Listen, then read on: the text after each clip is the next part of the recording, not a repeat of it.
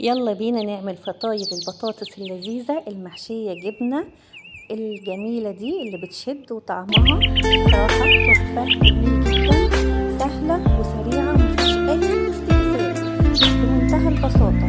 كيلو إلا ربع من البطاطس تسلق بمية وملح بس مش أكتر. هقشرها بعد ما اتسلق السلق كويس جدا عشان تتهرس معايا بمنتهى السهولة. هقشرها كلها وهمسكها كده بالشوكة أهرسها زي ما هي كده في الطبق من غير أي حاجة ولا كبة ولا بشر ولا أي حاجة عشان ما تلزقش معايا وتبقى مش حلوة. أنا عايزاها كده بس هرسها كويس جدا ما اسيبش فيها فرافيت.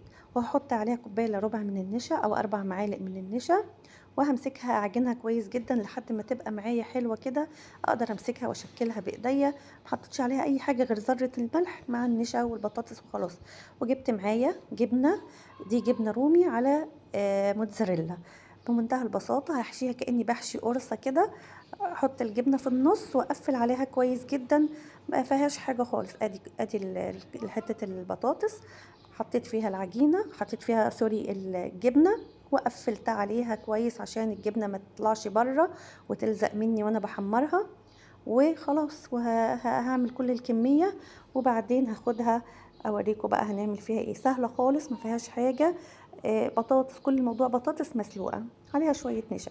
خلصت كل الكمية، جبت طاسة وسخنتها على النار وحطيت فيها معلقة زيت، اي زيت انت عايزاه، ودهنته بالفرشة وحطيت فيه الفطاير بتاعة البطاطس دي. وبعدين هبتدي اقلبها كده واحدة بواحدة لحد ما تاخد معايا لون ذهبي وحلو. اقلبها مره على اليمين دي ومره على اليمين دي تاني، اقلب فيها كده كل ما تاخد لون شويه كده اقلبها على اليمه التانية لحد ما تقرمش معايا كده وبتبقى مقرمشه ولذيذه وجميله. صراحه طعمها تحفه جدا، الولاد هينبهروا بيها. خلصت دولت هعمل الكميه اللي بعدها وده الشكل النهائي ليها بعد ما خلصناها. بتتاكل كده من غير عيش ولا اي حاجه، هو بالكاتشب والمايونيز وطعمها صراحة تحفة مش محتاجة اي حاجة جنبها. بصي الجمال، شايفة الجبنة بتشد جواها بجد تحفة والله. طعمها خطير، الصغير والكبير انبهر بيها. يلا جربيها وقولي لي رأيك في التعليقات.